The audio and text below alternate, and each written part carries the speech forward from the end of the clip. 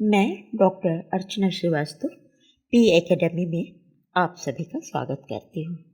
आज मैं जिस विषय को उठा रही हूँ वो विषय है कविता लिखी क्यों जाती है। अर्थात आज मैं आपसे काव्य प्रयोजन पर चर्चा करने जा रही हूँ। आज के परिवेश में जहाँ हर चीज़ का व्यवसायीकरण होता जा रहा है, मानवीय संवेदनाएं हाशिए पर हैं, फिर भी कविताएं लिखी जा रही हैं। क्या कवि लिखे बगैर रह नहीं सकता? क्या लेखन उसकी विवशता है? वो लिखकर समाज को क्या संदेश दे रहा है? निश्चित ही इसके उत्तर में ही काव्य प्रयोजन छिपा है। सृजनशील रचनाकार जब तक स्वयं को, परिस्थिति को अभिव्यक्त नहीं कर लेता, तब तक उसके भीतर उद्वेग शांत नहीं होता। समस्याएं उससे टकराती हैं, अव्यवस्थाएं भंवरजाल में बार बार ले जाती हैं। सवालों के तीर छुटते हैं, लेकिन इन सब के बीच वो रचता है, और रचता है इसलिए टूटने से बच जाया करता है। कोई भी रचना अनुभूति के क्षण तक ही रचनाकार की धरोहर होती है, और उसके बाद वो जब शब्दों के शक्ल अख्तियार करती है और कागज के पन्नों पर उतर जाती है, तो वो समाज का और युग का दस्तावेज बन जाया करती है। इसीलिए रचनाएं अपने समय की सबसे बड़ी साक्षी हुआ करती हैं, और काव्य प्रयोजन पाठक वर्ग से जुड़ जाता है। भरत मुनि ने नाट्य शास्त्र में नाटक के प्रयोजनों की चर्चा की है, जो प्रकारांतर से काव्य के प्रयोजन है। धर्म, यशस्यम, आयुष्यम, हितम, बुद्धि, विवर्धनम। अर्थात धर्म, यश, आयु, हित, बुद्धि सभी को समेकित प्रयोजन माना गया है। इस सब के पीछे आनंद की अवधारणा छुपी हुई है। ये प्रयोजन नितांत भौतिकवादी प्रयोजन है। भामा ने इसमें थोड़ा सा परिष्कार किया और उन्होंने कहा, धर्मार्थ काम मोक्षेषु वैचक्षण्यम कलासु च करोति कीर्तिम प्रीतिम च साधु काव्य निषेवणम। धर्म, अर्थ, काम, मोक्ष, कलाओं की कुशलता, कीर्ति और प्रीति का अर्जन काव्य से ही संभव होता है। अर्थात भामा काव्य की प्रयोजन मूलकता में चारों पुरुषार्थ को भी जोड़ते हैं। आचार्य वामन दृष्ट और अदृष्ट दो प्रयोजन मानते हैं। आचार्य मम्मट ने काव्य प्रयोजनों का विस्तार से वर्णन किया है, और उन्होंने 6 प्रयोजनों की ओर इशारा किया। काव्यम यशसे, अर्थकृते, व्यवहार विदे, शिवेतरक्षतये, सद्य परिनिर्वृतये, कांता सम्मित तयोपदेश युजे। अर्थात काव्य से यश, धन की प्राप्ति होती है, कविता से व्यवहारिक ज्ञान मिलता है, अमंगल का नाश होता है, आनंद की प्राप्ति होती है, और कविता पत्नी के सदृश मधुर प्रिय उपदेश भी देती है। इसमें यश, अर्थ और अनिष्ट का नाश, ये प्रयोजन कवि से जुड़ा है। वहीं व्यवहार ज्ञान, आनंद प्राप्ति और कांता सम्मित तयोपदेश पाठक वर्ग से जुड़ा हुआ है। मध्यकाल में कबीर की साखियां ज्ञान की आंखें कही जाती हैं।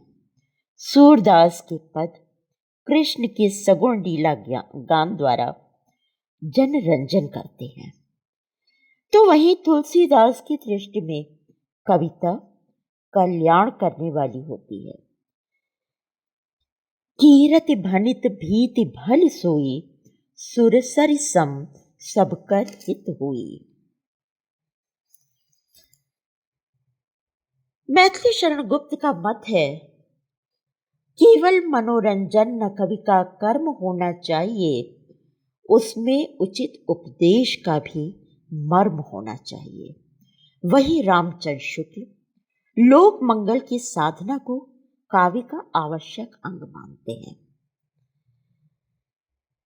आधुनिक विचारधारा एक और कविता को समाज सापेक्ष मानती है कि कविता बेहतर समाज की स्थापना के लिए एक शस्त्र के रूप में कारगर है। तो वहीं दूसरी ओर कुछ विचारक हैं जो काव्य की स्वतंत्रता को महत्व देते हैं। जैसा कि केदारनाथ सिंह जी लिखते हैं, मुक्ति का जब कोई रास्ता नहीं मिला, मैं लिखने बैठ गया हूं, यह जानते हुए भी कि लिखने से कुछ नहीं होगा, मैं लिखना चाहता हूं। कुल मिलाकर काव्य प्रयोजन के कुछ बिंदु उभर कर आते हैं, जैसे काव्य कला के लिए, काव्य जीवन के लिए, काव्य जीवन से पलायन के लिए, काव्य मनोरंजन के लिए, काव्य आत्म साक्षात्कार के लिए, काव्य नैतिक व मानवीय दृष्टिकोण के लिए और काव्य अभिव्यंजना के लिए। कविता को कला की मनोरंजन की वस्तु नहीं मानता, वो उसे गोली बंदूक स्टैंड गन की तरह इस्तेमाल करता है और मानता है कि कविता क्रांति कर सकती है। कविता झकझोरती भी है और जगाती भी है। जीवन का निषेध करके तो कोई भी कला जीवित रह ही नहीं सकती। 1980 में मैं गोरखपुर विश्वविद्यालय में शोध छात्रा थी। एक बार गीत फरोश के रचनाकार भवानी प्रसाद मिश्र जी काव्य पाठ के लिए हमारे यहाँ बुलाए गए थे। काव्य पाठ के पश्चात हम लोगों के साथ उन्होंने विचार विमर्श किया। मैंने एक प्रश्न पूछा था कि कविता कैसे लिखनी चाहिए जो बहुत समय तक जीवित रहे।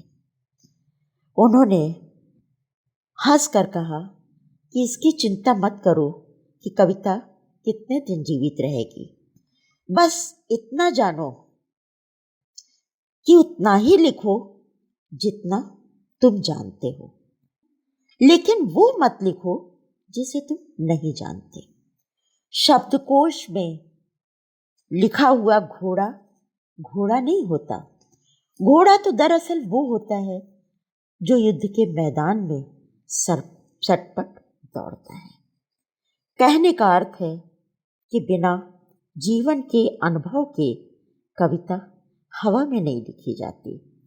बाद में जब धूमिल की कविता पढ़ी और पढ़ा कि लोहे का स्वाद लोहार से मत पूछो, उस घोड़े से पूछो जिसके मुंह में लगाम है, तो मिश्र जी का कथन बहुत सही जान पड़ा। सत्य है, सत्य किसी कालखंड तक सीमित नहीं होता, वो तो शाश्वत होता है। जब अनुभूत सत्य को पूरी ईमानदारी के साथ शब्दों की शक्ल में ढालता है कोई कवि, तो वो काल की सीमाओं को लांघ जाता है, कालजयी हो जाता है। हाँ, ये अवश्य ध्यान रहे कि कवि समाज कैसा है यही नहीं बताता, समाज को कैसा होना चाहिए वो ये भी बताता है। कुल मिलाकर सत्यम शिवम और सुंदरम में कविता का प्रयोजन निहित है, और वही मेरे विचार से कवि का कर्म भी है और धर्म भी। धन्यवाद।